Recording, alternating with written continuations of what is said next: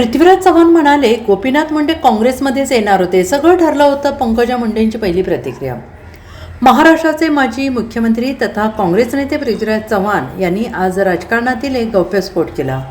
भाजपचे दिवंगत नेते गोपीनाथ मुंडे हे काँग्रेसमध्ये पक्षप्रवेश करणार होते आणि त्यांना मंत्रिपद देण्याची मागणी होती. पण त्यानुसार सगळं ठरलं होतं. पण ऐनवेळी त्यांचा पक्षप्रवेश नाकारण्यात आल्याचे पृथ्वीराज चव्हाण यांनी म्हटले. आता पृथ्वीराज चव्हाण यांच्या वक्तव्यावर भाजपमधून प्रतिक्रिया येत आहे. स्वतः पंकजा मुंडे यांनी या वक्तव्यावर प्रतिक्रिया दिली आहे.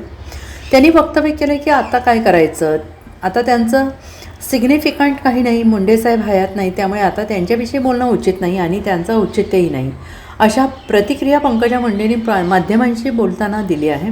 उपस्थित नसतील त्याबद्दल मी बोलत नाही, उपस्थित असले तरी मी बोलत नाही, वैयक्तिक गोष्ट बोलणं उचित नाही. मला जे माझे वडील कळले ते या कमळात जन्माले, कमळातच विसावले.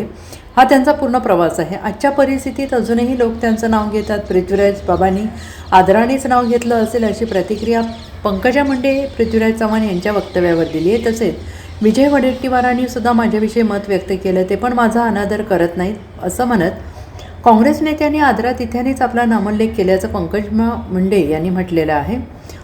मीडिया कुठल्या तरी एका कार्यक्रमातलं स्टेटमेंट घेऊन त्याचा विपर्यास करतो. मी काही नाराज नाही. मस्त खाते पिते माझ्या जनतेसाठी काम करण्यासाठी पूर्णपणे कष्टाने जगते. माझ्या बापाने आयुष्याचा शेवटचा श्वास समाजासाठी घेतला. त्यामुळे आधी राष्ट्र मग पक्ष या संघटनेला मुंडे साहेबांनी वटवृक्ष बनवलं.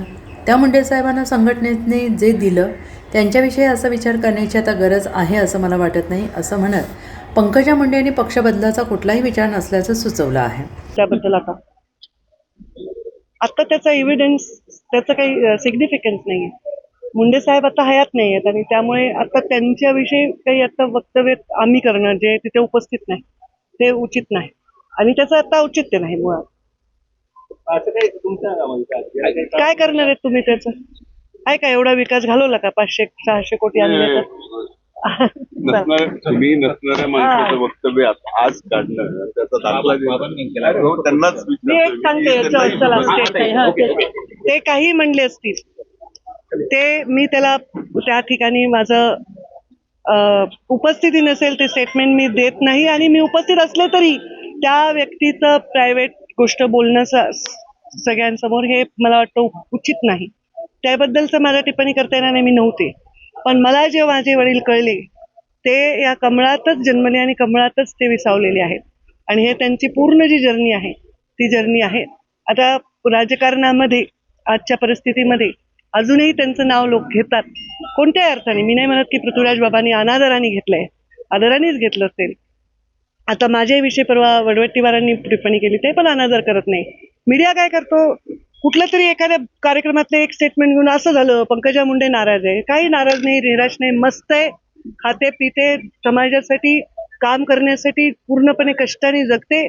माझ्या बापांनी पण आयुष्यात शेवटचा श्वास समाजाच्या सेवेत घेतलेला आहे आणि त्यामुळे पहिले पक्ष नंतर आधी राज्य.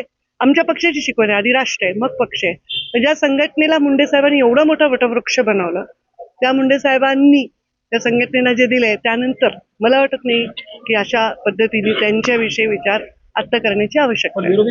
Bureau report, SBN Marathi, Beed.